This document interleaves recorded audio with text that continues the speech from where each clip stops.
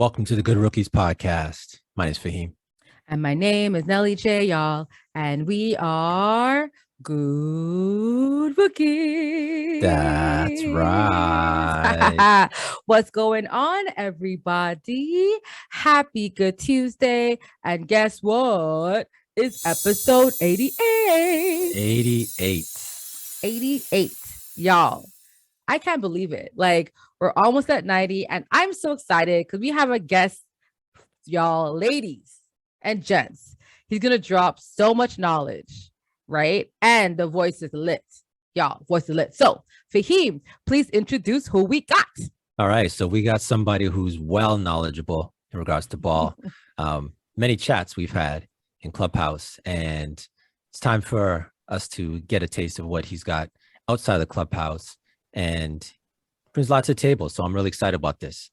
Let's welcome Greg Canzater to podcast today. Coach Smoove. Coach Smoove. I appreciate y'all. I appreciate y'all. Well, happy to finally get connected with you all. Happy to be here. Well, we're happy to have you on here. I've been wanting to have you on this podcast for a while. And so we're just happy to finally, get this connection today. But it's right now it's exciting time in sports. Baseball is started back again. Hockey's going to playoffs. Basketball right now is in playoffs. Like, this is a time where sports come alive for a lot of sports fans. And of course, you're a Boston fan.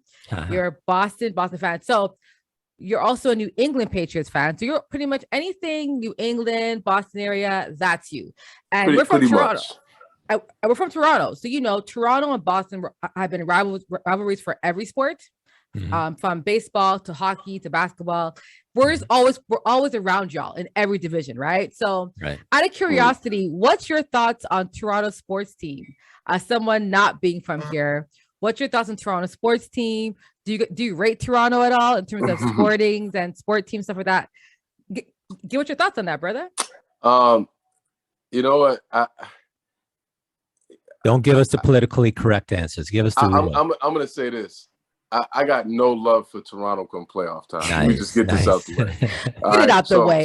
So everything that Fahim and Nelly is saying is straight up the truth. No love lost when it's money time. But I have a huge appreciation for Toronto sports as a whole, right? It almost gives off this big market, kind of look.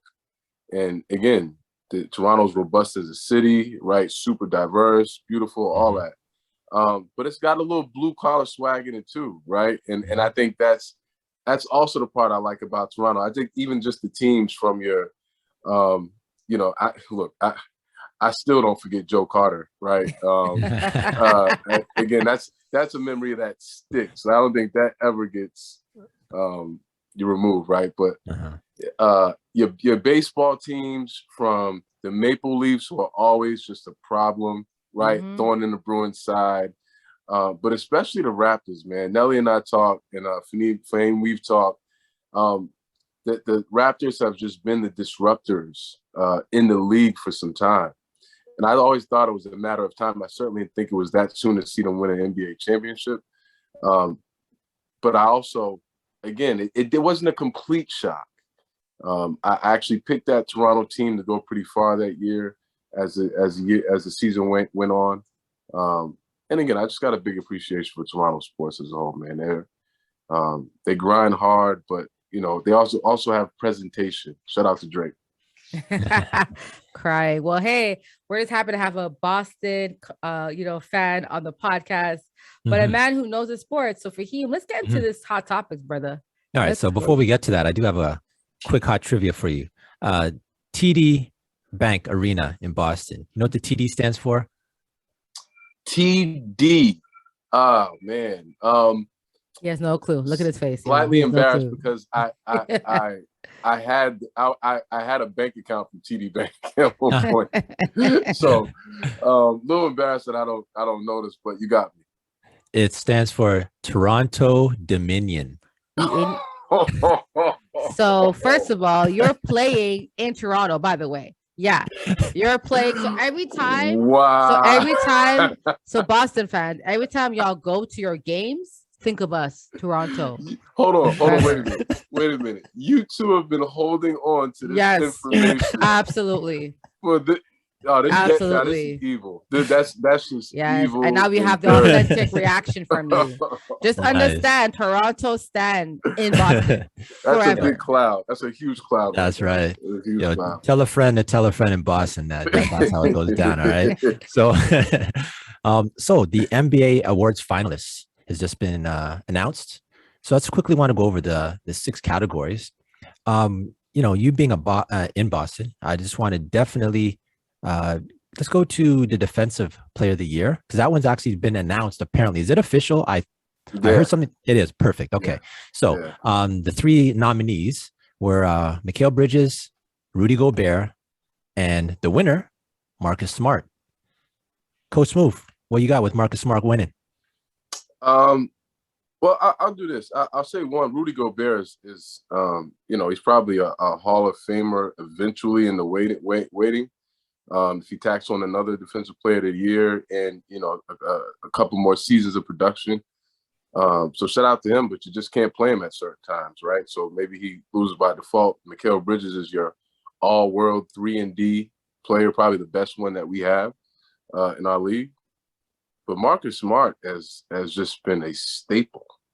And I can't say that, the Celtics make their run, they make their surge in that second half of the season. If Marcus Smart isn't the constant staple that he's been for, I don't know, the last 4 or 5 years, I just think now it's come at a time where the team has a certain synergy between on the offensive side and defensive side of the ball. So a lot of what he's doing on the defensive end is being highlighted because it's also equating to winning as a whole, because they're doing what it takes on the other end. There's a bunch of things in place that's making the Celtics work. Marcus Smart is every bit deserving of that award. So shout out to him. Nelly J? I picked Marcus Smart as my second pick. Mikal Bridges was my first pick. And Rudy Gobert, I didn't want to see him win again. Like, I would have rather see Giannis win again than Rudy Gobert. It's not because I don't like Rudy Gobert. I just think they always give it to bigs, and I think the league has changed so much. How many bigs do you really have to defend that much? You know what I'm saying? Like, it's probably like 5 or 6 you really have to defend, but the rest are perimeter issues, guards. So I really wanted a guard or a wing to win. That was just my take on it, and I felt Mikal and Smart, to your point, have been pivotal to their team's success this season. So I was happy with either of them winning, because I'm sick of seeing a center win. It's very default. You know what I'm saying? So I'm happy for either one. So Marcus Smart deserves it. It's cool. Yeah, that seems to be the narrative with a lot of people. I think Doris Burke was the one that I heard. She had a vote, and she was making that case about perimeter players. Shout out to Marcus Smart being the first backcourt player to win since, actually, do you guys know? I don't know. Since the early 90s. Anyone know who's the backcourt player from the early 90s? Gary Payton. There you go. The glove. That's right. That's right. We know these things, man. Gary. Yeah, well, listen, I'm a big Gary Payton fan. So, me too. Nice. Yeah. To me, like, I honestly, like, when I play ball, I was always about, like, I took pride in playing defense. It's like I had an edge, like, or you told me that a long time remember ago. That I told you that. You was like when I played my middle school ball, my youth ball, I was like edgy on defense. No, but even in high school, like college, like when I played, even against men, like, because I would always play against men, like, because I have 3 brothers. But then I feel like in like playing in intramural leagues in college and then playing in tournaments, I remember I was like, yo, who's the best team? And then I played in my adult life in adult women's leagues in Canada, Toronto. And the captain would be like, Janelle, we need you, because I was the best rebounder. I'm only 5'5", by the way, but I was the best rebounder, and I always like to guard the best person.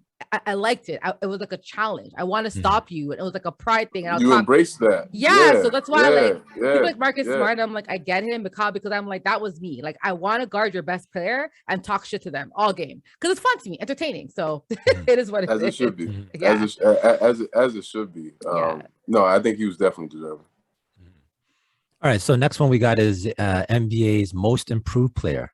3 nominees. That's not decided yet. So in other words, the only one of these ones that we're going through that we have an official one is Marcus Smart.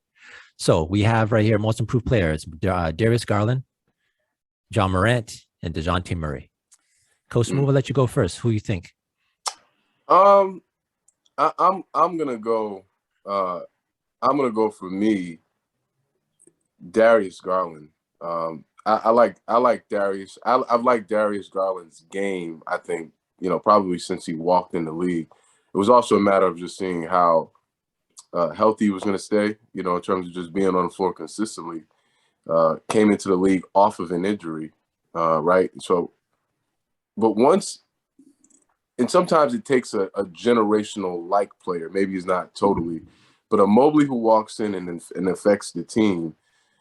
Just does a couple of other things that allows Garland to do the things that he's supposed to do well, which is run the team. He doesn't have to be this super robust scorer, although he can do it. He can simply run the team. He can make timely shots. He can be competitive on the defensive end. But I think his growth from this year to last year is just a step ahead of everybody else's. Now, I think it's easy to say John Morant, right? But I don't know. There's something about giving it to Ja Morant between the number of games he's played and also just him being that good. Like, I just don't know how he would win most improved player of the year versus the other two. Mm-hmm. But again, that's just me. Mm-hmm. I don't think I'd hate it if I saw Ja Morant win that award. All right, how about you, Nelly J? Yeah, so I had Ja Morant. So I actually had Ja Morant winning from before. Just like, and this is like from like, I don't know, like December. You know what I'm saying? Like, even like, I think he was someone that I had for most improved, because I felt like after seeing how he closed off last season, like this would be his breakout year, right? So that was something I wasn't surprised at. DeJounte Murray and Garland, though, I do think they do deserve it because they played a lot more games. And I just feel like no offense to Ja, I think they had more weight. They had more pressure. They were the prime guys.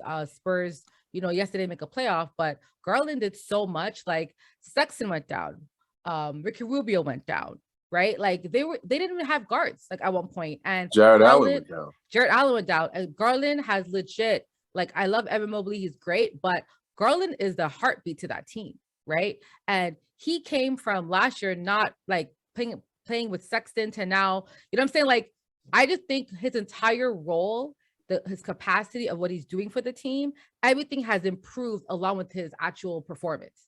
You know what I'm saying? So I feel like Garland should be a lead runner, but I know how these narratives work. And so I kind of figured, even like a Jordan Poole, even though Jordan Poole, the sixth man, I just think that there's certain guys I think just really stepped up from last season. And so Ja getting it is kind of, I think to your point, it's kind of unfair. I don't mean he doesn't deserve it. I just feel like, yes, he's improved, but we all knew he was improving, right? I want to get the people that no one saw improving, but they did. You know what I'm saying? That's just how I look at it. It's an award where someone does things that we don't expect from them in that improvement. Whereas Ja, we all knew he was going to blow it up this year. Like, no one thought, like, no one's shocked at what Ja did. Feel me? So that's why I feel like it should go to a Garland, a DeJounte Murray, or even a Jordan Poole. Just guys who just stepped up that no one really had on the radar in the offseason last year. So, but hey, I know Ja will get it though. Good point on Poole. We've been talking about Poole way too much, but I'm gonna he could get some merit in this category as well. I agree. But to add to what you're gonna say, one person that got it in the past that I think is similar to who improved, but I wasn't surprised, like Brandon Ingram. When he won it, I was like, I'm not surprised. Like, you know what I'm saying? Like we all saw Brandon Ingram going to becoming that guy. So just, I think the most improved player is just someone that I think the media supports. But the past ones was Butler, CJ McCollum won, Giannis won in 2017, Victor Oladipo won, Pascal, Brandon Ingram, and then Julius Randle. So if you look at who they're picking, these are like popular guys, but guys who they prefer in a sense, So So yeah. So one thing about it does come down to narrative, and one would think most improved player is you look at the numbers and try and see, who had the biggest improvement, and we usually go to points and think, okay, well, if someone averaged 12 points last year and now they're averaging 18 or 19 points, that's the way it goes, right? And I guess in a perfect world it'd be like that, but as you mentioned, some of the people who have won in the past, like you said, Pascal, Brandon Ingram, CJ McCollum, if you look at their jump from the year before to the year that they won, it's usually about 4 or 5 points. So it's not like drastic, so falling to form of how it usually works out. I do think Ja Morant, he's kind of turned the corner. We all it's not a surprise of his growth, but just the fact that he's kind of cemented himself and he's put himself, when you talk about top 15 player, that wasn't really in the conversation last year. Well, I think this year, if you said that, you're not going to get much pushback for it. So I have a feeling he would get my vote, and I think he'd probably win it. That's why I'll end there. Next, we got Coach of the Year. And this, so 3 nominees for the Coach of the Year are Taylor Jenkins in Memphis, Eric Spoelstra, and Monty Williams. Coach Smoove. This one's a little tougher. I'm inclined to say, Monty Williams is ultimately my pick, right? Like I think for a team that has sustained, again, high level basketball throughout the regular season, right? Regular season award. Yes, he certainly has key players, right? Big names, some even big name players on the team. But again, when you sustain, when you're at the mountaintop for, again, the virtually the entire season in the Western Conference, right? Maybe East is cut surged ahead, but they haven't really just got lost to teams they weren't supposed to lose to. They haven't had this, dramatic dip. I think Phoenix is legit, and I'm going to give a lot of credit to Monty as well, as the players who've been getting it done for that. But I will say Taylor Jenkins is done something pretty special in Memphis. I think they've got an identity back that again, they've got the key guys, but I don't know. I don't know if you would have said Desmond Bane, Brooks, your Steven Adams, you go down the line of your Memphis grit. Yeah. Go down the line. I don't think you would have said that. So I'll give him some credit too. But give me Monty here. Mm-hmm. That's fair. Yeah, everything Smoove said, man. Everything. No long talk. Like everything Smoove said. Like I respect Jenkins. It's funny because on Clubhouse, when I gave my top picks, I said, Monty, but close second for me is Jenkins. I think both of those two deserve it with what they did. I think Monty should have won last year, to be honest, Thibodeau.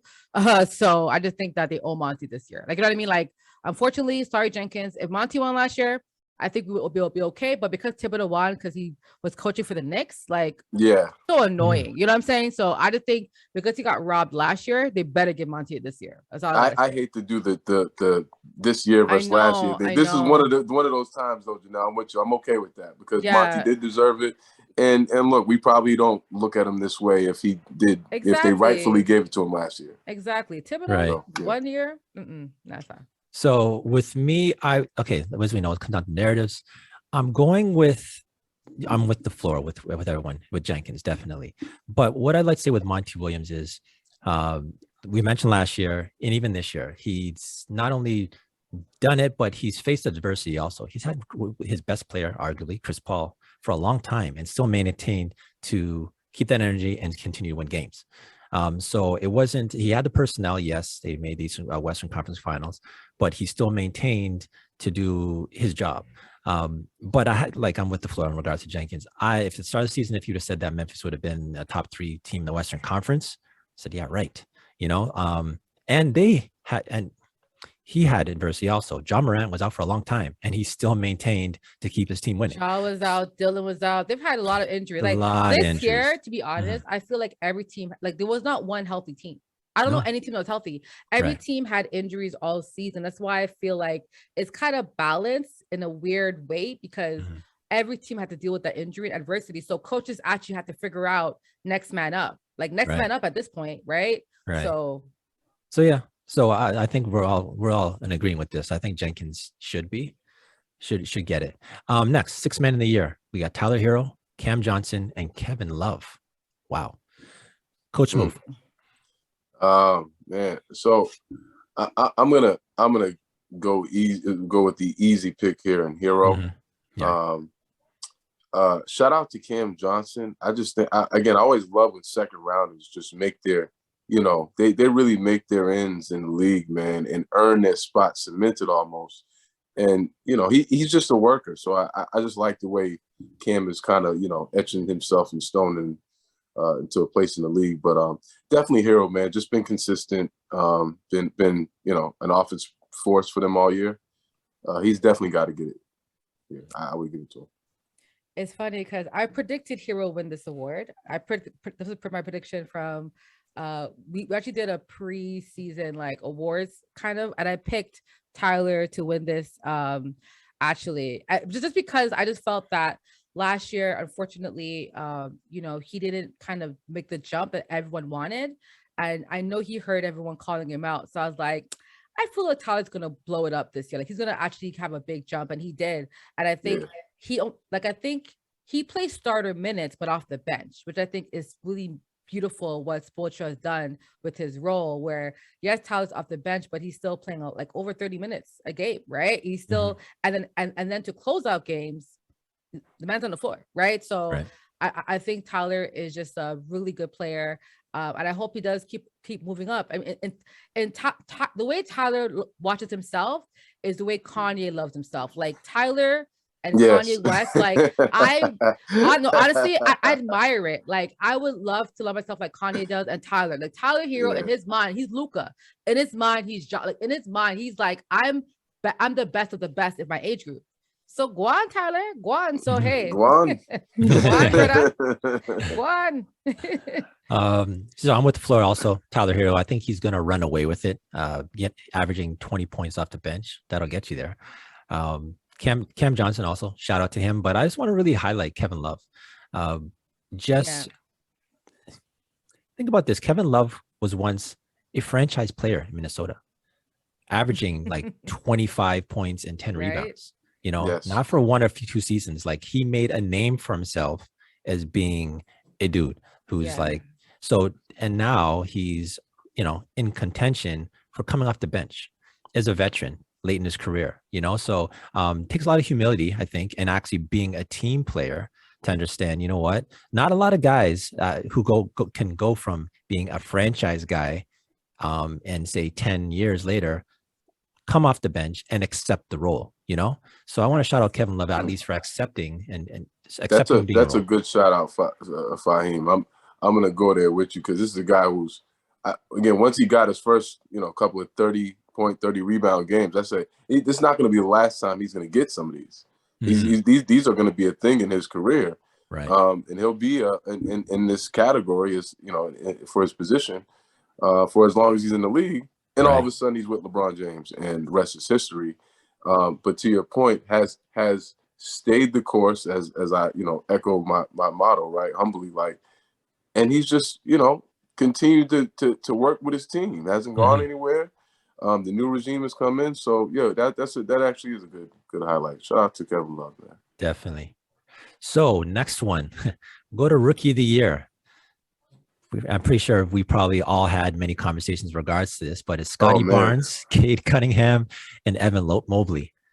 Coach Smoove, let you start with this. I know. Coach, be mindful what you say right now. Coach Smoove. Fahim, listen, I don't want to ruin Coach Smoove's answer, but this man, and I think we've only had a debate around this topic, a spicy debate.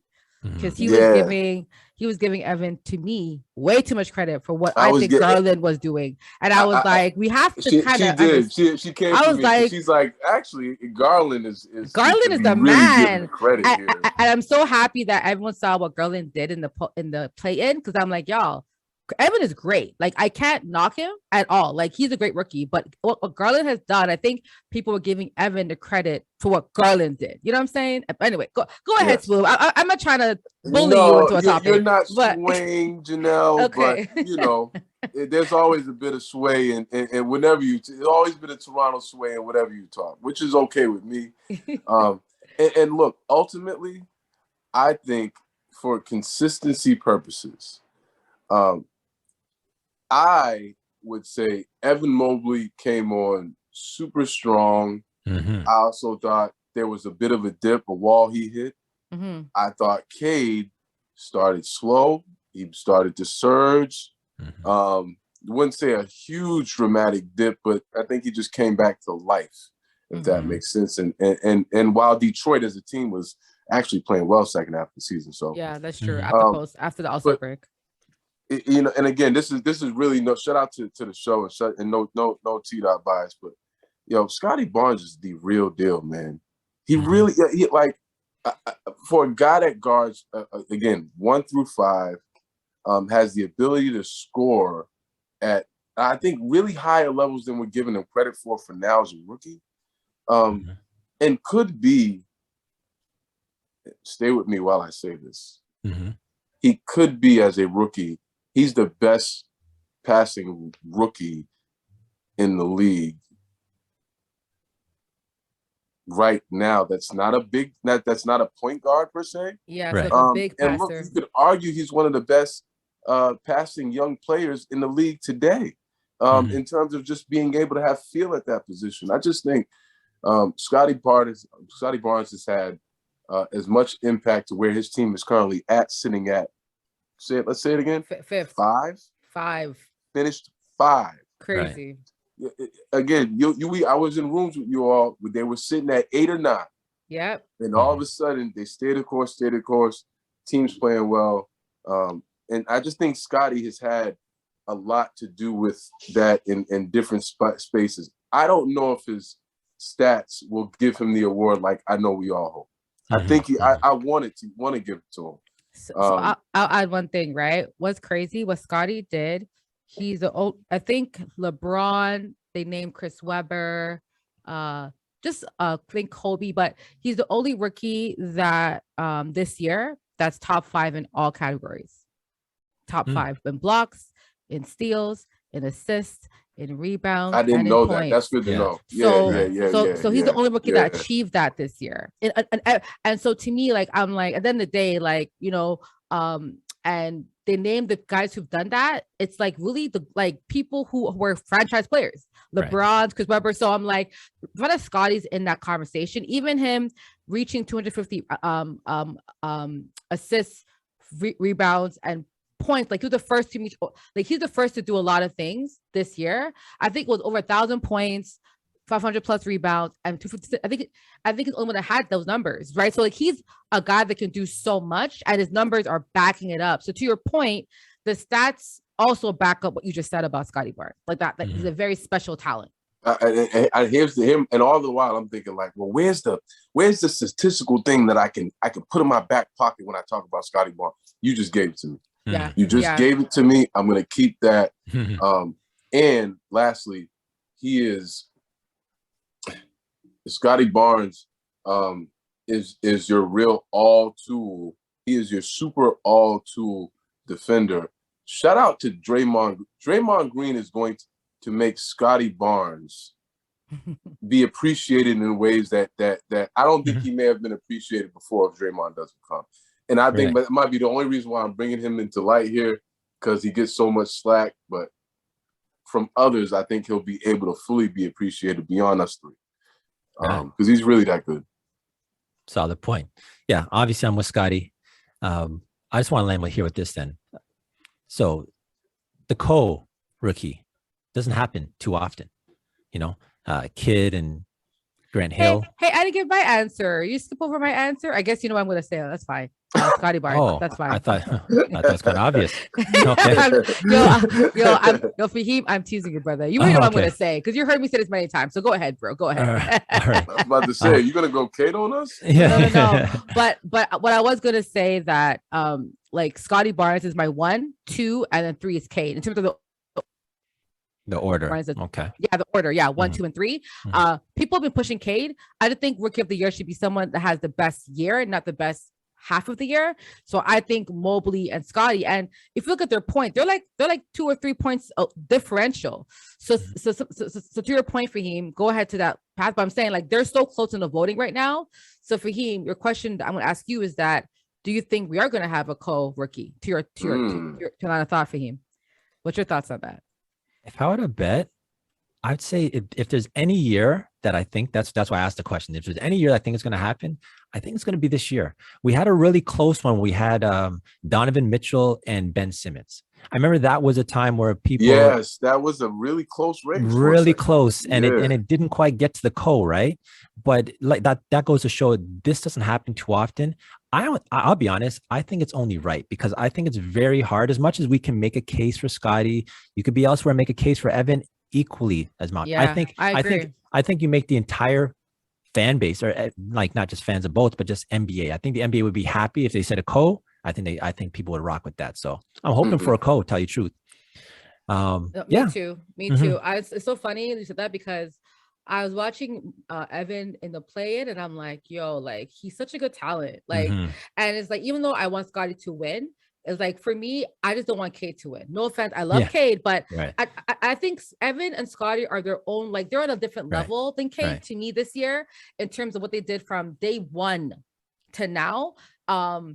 I'm just like, no, like I feel like these two are just a different level. Cade is a great talent, but I think Evan and Scotty do so much things for their team that just really impacts winning more than Cade does. I'm sorry, Cade. So that's why I'm just like, I feel like the things that Evan does for Cleveland, they need those items so much, which has helped them get this far. What Scotty does is so important to help them get far. I feel like Cade, the last half, he stepped it up a lot, but I just feel like it was too late. If Cade was playing this way from January to now, I would be like, okay, Cade, I get it. But it's only been since March.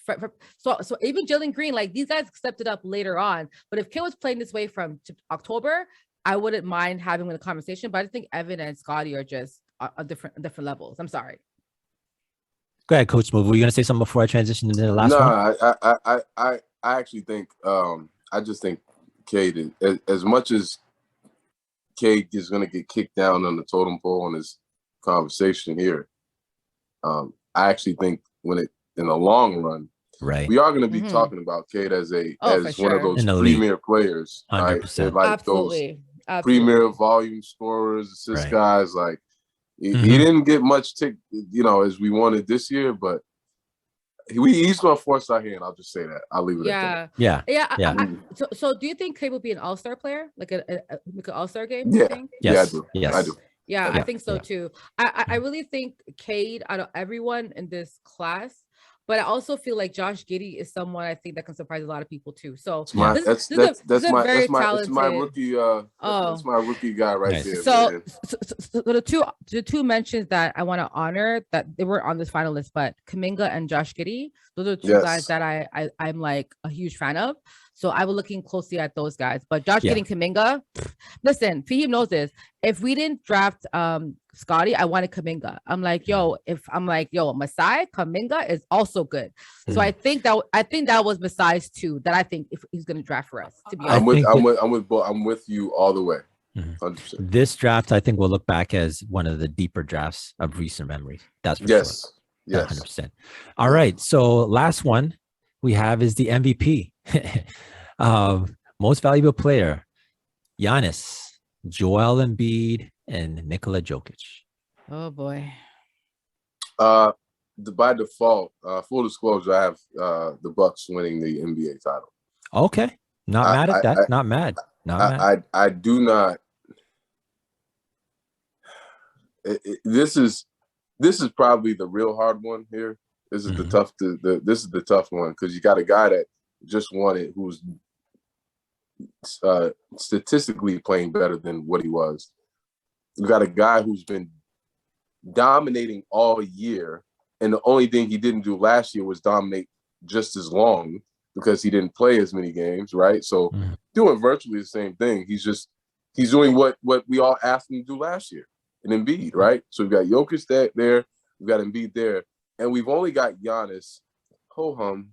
Just, I'll get my 35 and 9 here and 6, and I mean putting up all these gargantuan numbers. And yeah, the Bucks are only in third, but I would be hard pressed to. I would love to see them reward Giannis for just what he's done all year on both ends. I would love to see that. So maybe I don't have a pick on this one because clearly you don't. He's like, I like them all. I don't really have a pick on. I mean, I really don't have a pick on this one. I've been probably trying to figure this out, trying to figure out how the league's going to do it. I don't have a pick. I just want Giannis to win. I want him to win. So, Coach Smoove, when you're saying with Giannis, he was okay. They're saying he should be in conversation for Defensive Player of the Year, but he wasn't because of the other three, and I guess that's why MVP. I think it'd just be a shame if like Giannis has to leave with some kind of hardware, right? Yeah. So if he's not going to leave with Defensive Player of the Year, I don't see how you don't give him the MVP. You know. I just think it's it'd be hard for me to see that. It'd be hard for me to see it, but I get it though. I get it. Jokic and Embiid are all time. Like so sorry to burst that bubble of yours. But yeah, he's not winning this year. And listen, y'all know I'm Nigerian. Listen, I'm a huge Giannis fan. I just think that unfortunately, just the way Jokic has played. The narrative for him, we all know MVP is about freaking narrative. The most valuable is most valuable narrative. That's what I think it's called. Most valuable MVN, most valuable narrative. Good call. So to me, I just think that mad at Embiid. Embiid has been balling out, and actually, I favored Embiid from early January as well, right? So that's why I feel like it's kind of unfortunate, but yeah, I'm sorry, guys. It's going to be Jokic. So if I'm not mad at Jokic. Jokic is me neither.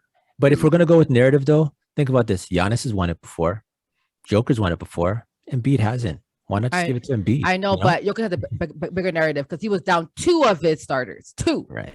Embiid got 1. You're the narrative guy here. You and again, I think that might if we're gonna go with the most realistic narrative. That based on the way NBA just does things, I can see that. That's the one. Yeah, he's the guy that didn't get it yet. Yeah, I know. You got to make sure Embiid walks out of here with something. Right?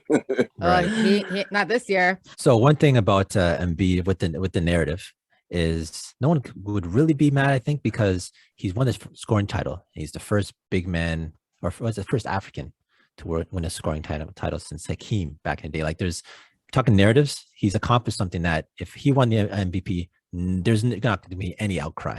I think MVP is not just MVP, what you do in the court. I think people also have to, I don't know, I think the media has to also have a liking to you, if that makes sense. So in a sense where like it's really like most valuable, like who is the most valuable to the NBA, essentially. It's not even player, team, winning.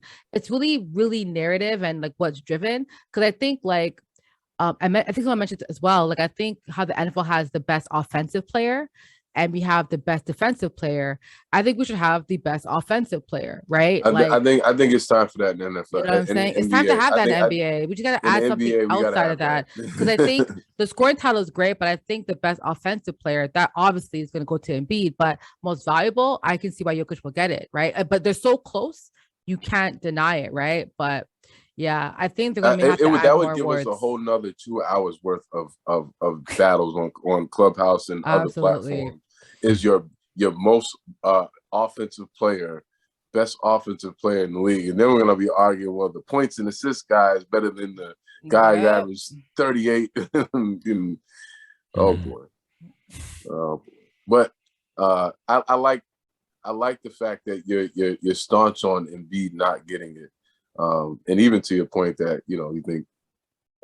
Even his recent run-in with Nick Nurse might have a slight effect. It's not even that. I just think that Embiid is not I think people can see how good he is, but I just think like seeing what Jokic has had to go through this year without 2 starters, and the fact that no one knows his starting lineup. His starting lineup, like, we don't even care because it's Jokic, right? And so for me, I just think that Embiid, even though Embiid didn't have Ben Simmons, he did have some guys on his squad. He had Seth, he had other guys that were helping him out.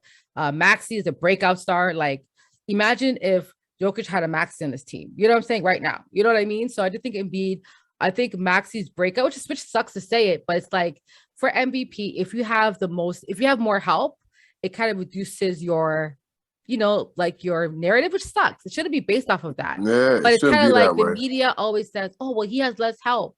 But having less help shouldn't mean you should win MVP, right? But I think because it's like that, it's like, it's actually better to be a great player on a bad team and then make the playoffs, because that's like, oh, wow, what he did was impossible. So I think having help, it does ruin stuff like for Chris Paul or Booker or other guys who had great team success, but because they have help, no, they can't win it. You know what I mean? So yeah.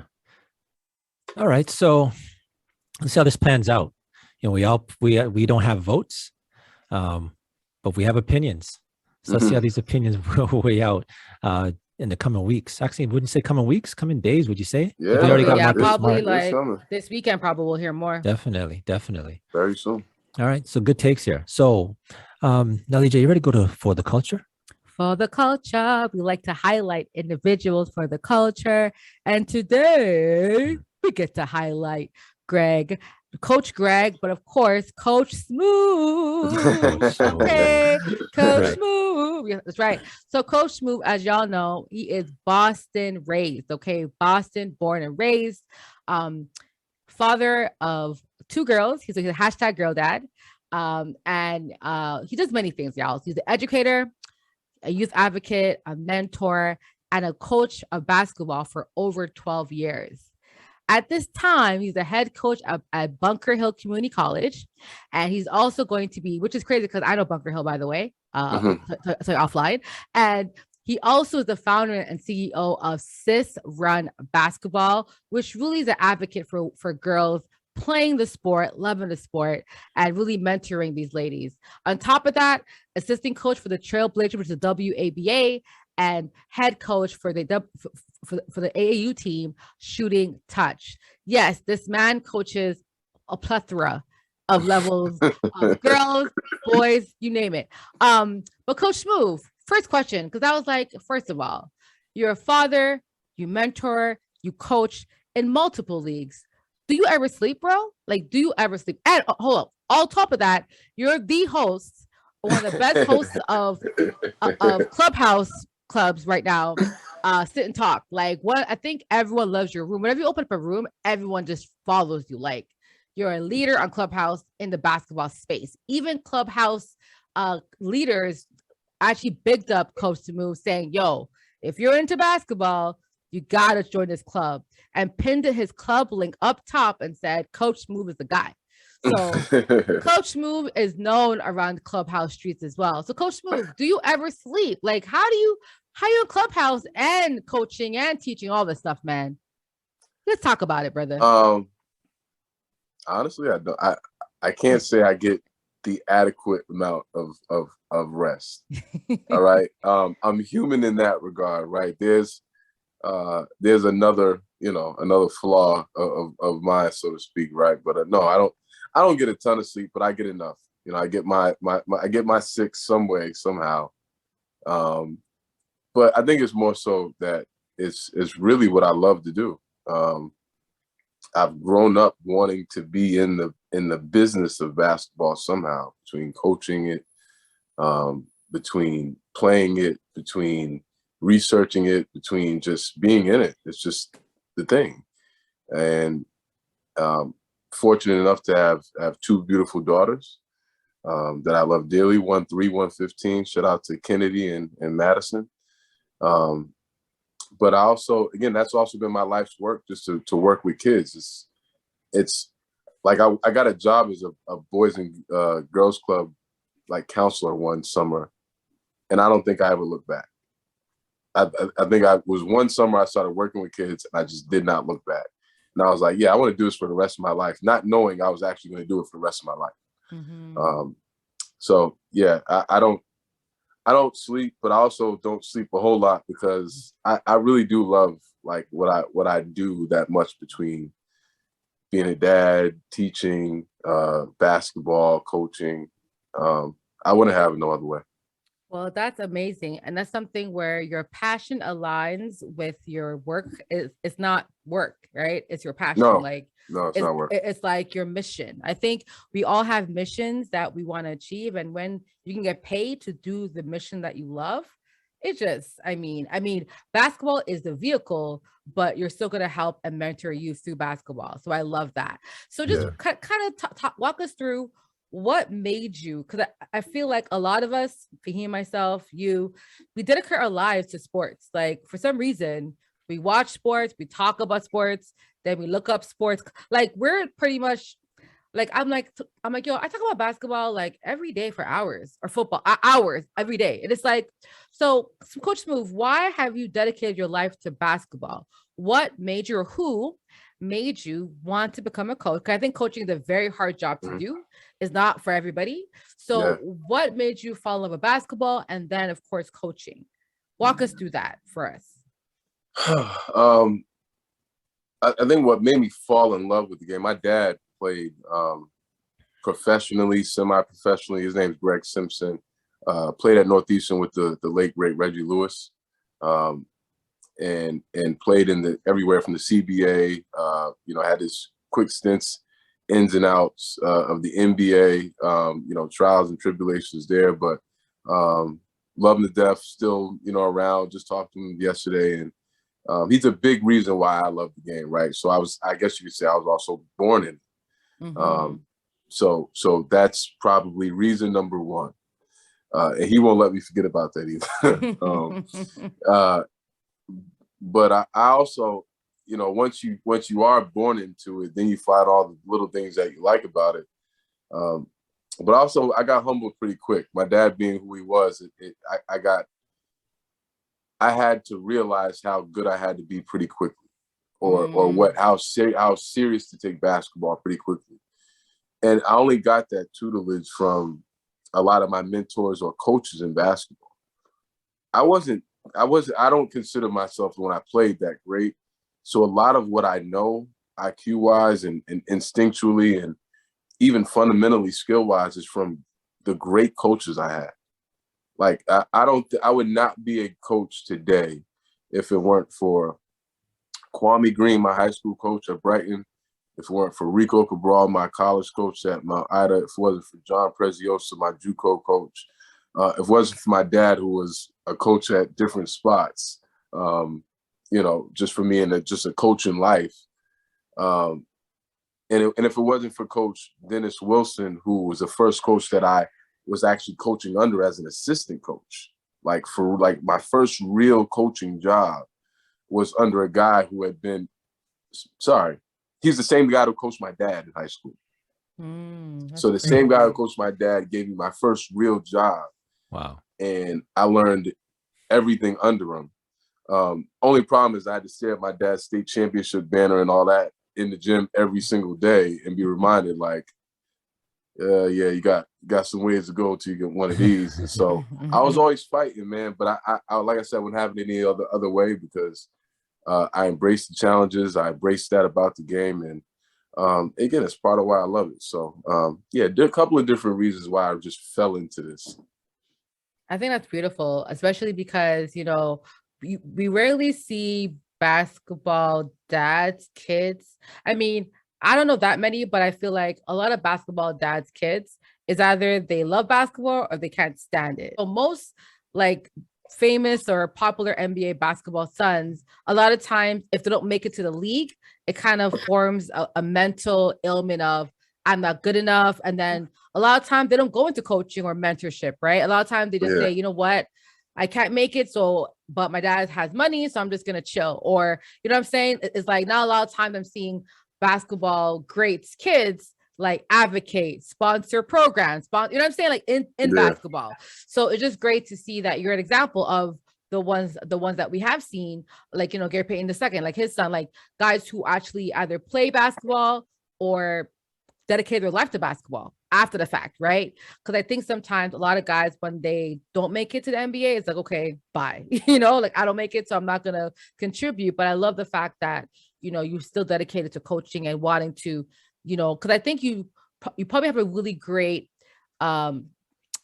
gift of making kids fall in love with basketball and making them appreciate the sport on like a spiritual and emotional level. Because I think sometimes people like basketball because it's money and I can make the money, but I think you're going to help your youth get a better IQ about the game historically and today. And I think sometimes some coaches, all they care about is just play. But I think you're someone that appreciate the game from when you were like a child. So like what you see isn't what the average person has seen in basketball, right? So that's dope. I think you hit it right on the head. I think, I don't even think I had thought about this until you just said it.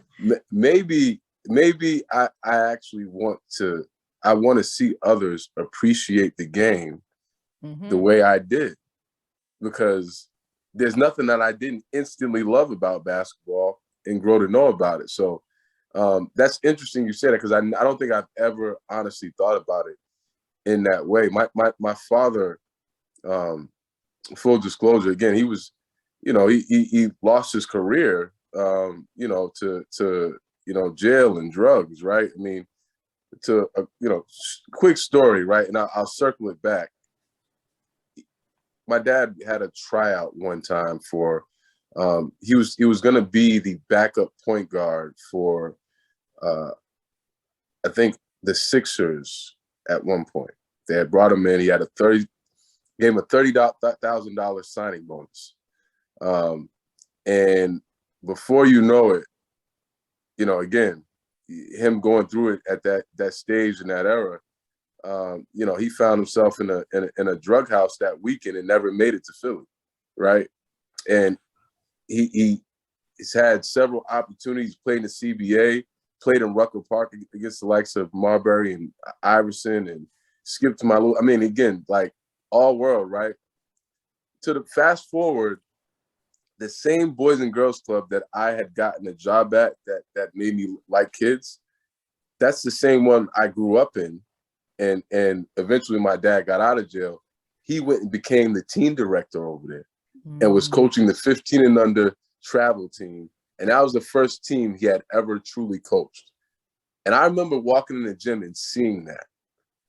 Because now you're playing into my memory now, Janelle. So now I remember I saw that. And I think that was probably the itch I had to say, like, oh, I don't just like basketball, like playing. I like all of basketball. Like, I like the way he's talking, and they were just, everything he said, they were just like machines. Like, so yeah, like, I don't know. I think I have that in me somehow, like to see others appreciate it. And not take it for granted, and maybe going back to some of the things he taught me about as far as not taking it for granted and why. So, yeah. So Coach Smoove, you just mentioned a story of relationship between you and your father, right? You're a girl dad, right? So do your girls play ball? So one doesn't. The oldest. One doesn't. Okay. 15. She's an avid dancer. She's got a competition next weekend. She does not play basketball. The 3-year-old, however, puts up buckets on that Fisher-Price hoop every day. And Kennedy I'll be shocked if she's not dribbling that ball. I don't bring her to many games because she runs on the court. Right. Her mom has to literally grab her so that she doesn't run right on the court, think she's playing with the big girl. So the reason why I kind of ask is, so you've grown up pretty much around, the men's game, right? Yeah. I'm just wondering, now you coach women's basketball, right? Yeah. So I'm just wondering, what's the major difference, can you say? Because between maybe but first of all, let me ask, have you coached boys before? I have. I coached boys up, and that's where I started, and I coached them up until, I would say, a couple of years ago, actually, about four. Okay, so you have a 4 or lot of 5 years experience ago. coaching boys. Yeah. All right. What's the major difference then, would you say, in coaching boys and girls from a basketball standpoint? Because I know the game is very much different. The women's game has been labeled as more fundamental, right? But is there any differences that you could say between coaching? You see this little organ right here? Yeah, called an ear. Right. It's that and what's inside it. And it just, in a fun telling way, like the detail that, I think the young ladies are able to grasp, the purity of the game, where you're not getting the full slate of all world athleticism. You've got to have skill, got to have good coaching. I think you have all the components that basketball desires and requires in the women's game. I think in the men's game, you can lose a little bit of that here and there, but it's also supplemented by, I think, the sexy traits, the jumping, the running, the brashness, but again, all of that is in the women's game. Yeah, because I know women are brash too, like not just men. Yeah, right. So, I think that's because we see it every day, Janelle. It's right in front of us every day in the NBA. It's so true. Trust me, I turned on the NCAA tournament. I'm talking about, and even the conference tournament. I seen girls getting up each other's faces, right? Like, I get up for that energy. And so to circle back to your question, Fine, I think I soon realized when I fully made the transition over to the women's game, when I fully realized that the feeling wasn't different. The feeling of coaching women, it gave me the same rush that I did coaching men. That same, again, that part is ultimately the same. There are definitely differences in the men's and women's game, but then I always say it don't really matter, because I feel the same rush, the same chills, the same butterflies every day when I go into practice, every day when I go into the game, and I get the same energy back from my players, right? Maybe if not even more, right? From the women, because I just think there's a different passion. So you can go down the line, Find, and how it's different and the same, but what feeling does it give you?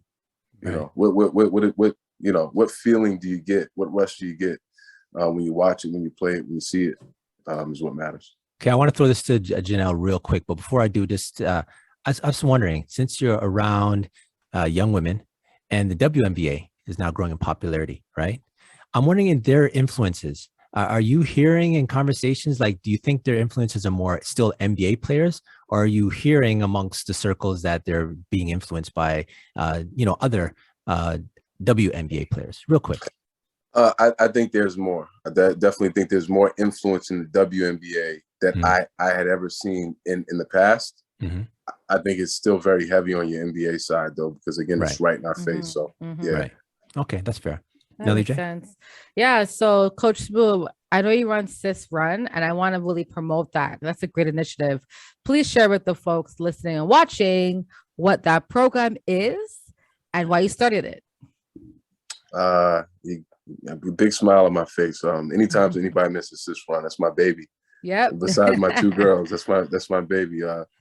Sis Run was birthed out of COVID, unfortunately. Gyms were closed. AAU was shutting down. A lot of ladies who had just honed their games in certain ways had no places to play, and we had this influx of hooping outside again, right? I think we saw it virally. It began to catch a wave, but ultimately, if you're a hooper, you're doing that kind of anyway, in some capacity. And so I just thought, what would it take to just have a couple of open run sessions like we would do any other time back in the day? And being in the women's game as I was and having some contacts, I just said, if I can get 25 to 30 girls down here, get some good runs going, right? Get a day and have some water, right? Have the, mask, have everything ready for the girls. And I thought it was going to be really small, man, but it blossomed into something pretty huge. We had over 50 girls that day, and the rest is history. I now have a league now. We have clinics. We have a scholarship program that we're starting this year. We have our brand new elite league that we're going to be getting pros in now. Where I'm entering into different space. So things have like snowballed into a really good way for Sis Run. Yeah. We are entering our third year. And ultimately, Sis Run stands for Sisterhood in Sports. And the run part means run anything. The sisters can run anything they want, right? They can do anything they want when you have the right components of sisterhood, community, and activity involved, man.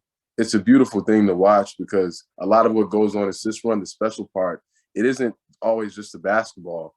It's the TikToks they're all doing on one end. It's the, they're just kicking it, eating their food, talking trash to me, again, getting their trash talking on in the game. Hello. It's just, there's so many components to it, man. And all the girls know each other. So I could brag about Sis Run forever, but it's really about the women. They make it work for them. I work for them.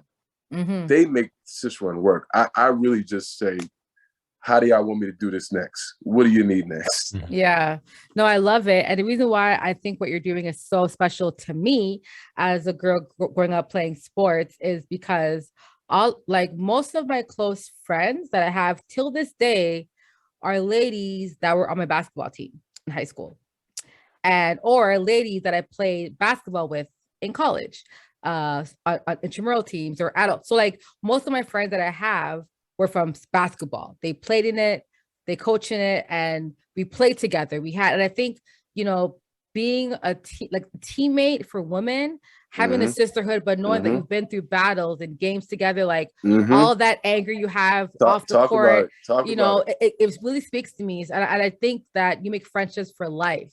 So you're impacting these sisters for life. So big up to you. Yeah, that's why you're for the culture. Okay. And y'all, please support Greg, Sis Run. I'm going to have all the information, everything on our site, on social media. We're going to promote you for sure. So thanks again. Appreciate that. Appreciate that. No. Definitely. All right. So Nelly J, you want to go to the last segment? That's absurd. That's absurd for him, bro. What was absurd this week? What was absurd? Wow. So we all know Bill Simmons, popular podcaster. He has a friend, Kevin O'Connor, who apparently has a vote also in regards to these NBA finalists also. But he had made a comment about Kyrie Irving. We are now in the month Ramadan, where Muslims will pray and fast for the entire month.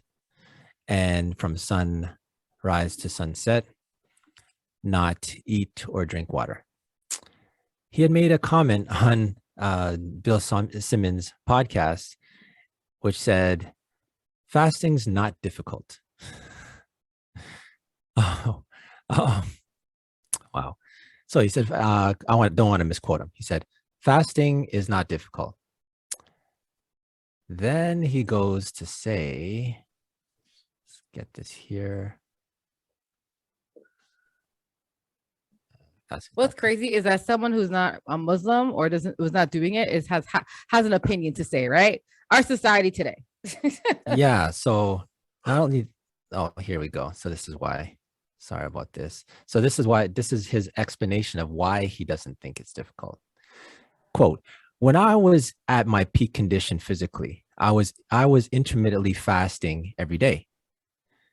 And then he says, every day I didn't eat until like 4 o'clock at the earliest. Sometimes, that's the sunset, bro. Go ahead.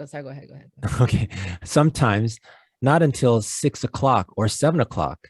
I've done 24-hour fast before and I feel amazing. I feel incredible. Absurd. absurd. I'm gonna have you. First of all, what I'm shocked about is that people who do not do Ramadan, they think that they can give an opinion on how difficult it is. It's like, you know what? It's like me telling a doctor or surgeon that surgery wasn't it's easy to do a heart transplant. That's nothing. You want to know why? Because I've watched ER, I've watched Chicago Med, and I've watched all these shows, and I've watched it, and I feel like, come on, bro. Just because it quacked like a duck doesn't mean it's a duck. Like, what are you talking about? Go ahead, Coach Smoove. What's your thoughts on this, brother? Janelle, I can't echo your sentiments any harder. I think it's a shame that we've got to the realm of sports media where we can now inject our thoughts upon an athlete's religion or practices and decide how easy they are versus, what they're also doing at a super high level against other super high level athletes.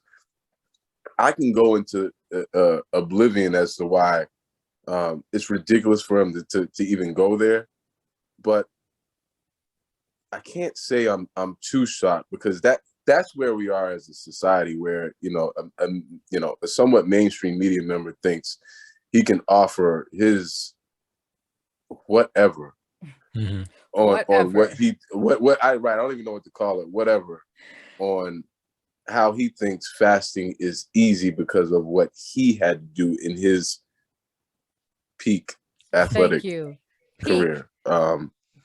Shame, man. I'm gonna call that absurd too.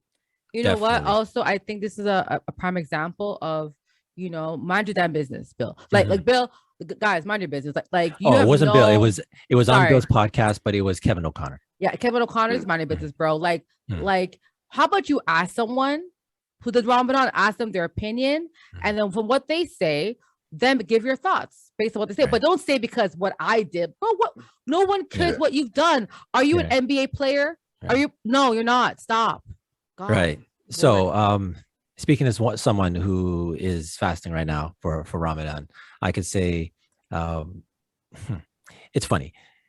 This is obviously maybe a learning opportunity for him. I'm pretty sure someone must have played this back for him, and he probably does recognize it. Kind of sounds a little ignorant to think that just because he had an experience, his experience is not like Kyrie Irving's, where he has to deal with the pressure and perform at a high level during a playoff for him against the Boston Celtics, not Boston Celtics. Like, so almost 40 minutes, 7 games. I mean, come on, man. There's a check. There's just like a grocery list of things that's just wrong with this, and that's why I guess we have to end with this. It's completely absurd.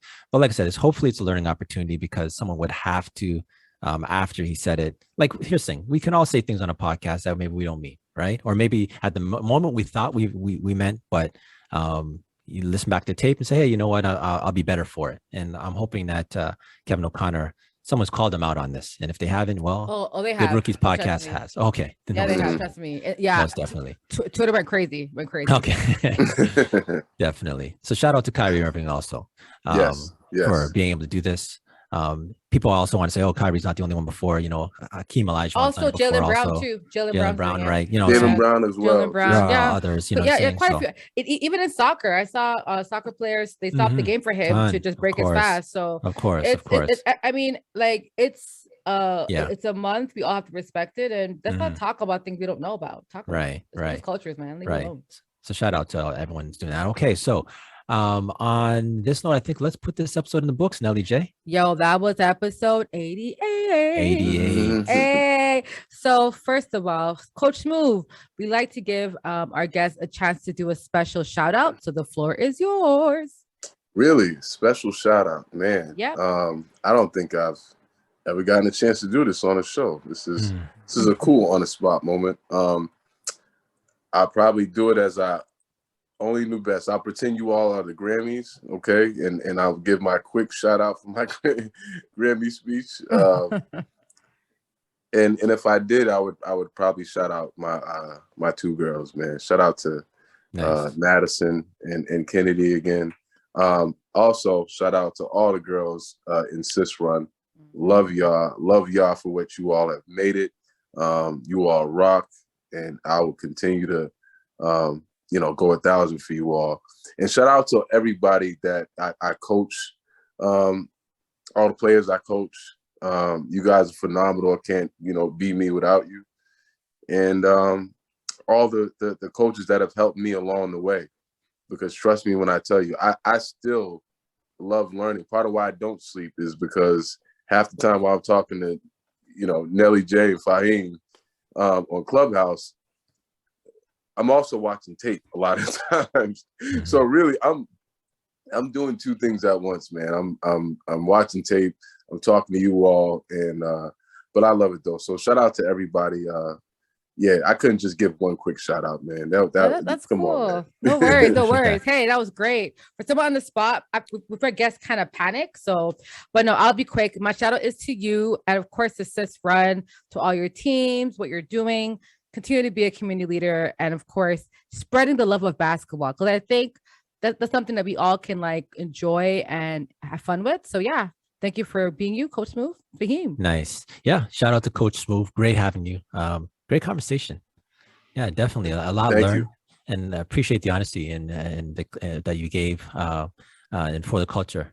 No doubt. Shout out to the Rookies podcast, man. This was dope. Nice. Again, Nelly gives this, she gives a sweethearted personality. Fahim is such a cool, gives a professional like feel, but this was so much better than even I anticipated, which I thought was going to be good from jump.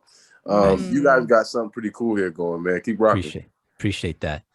All right, so that's episode 88. Yes, y'all. If you had a good time, you enjoyed yourself, like, subscribe, tell a friend to tell a friend. Fahim. All right, we're on all platforms if you need us and you're looking for us. That's Good Rookies Podcast, episode 88. Coach Smoove, the real one, and we out.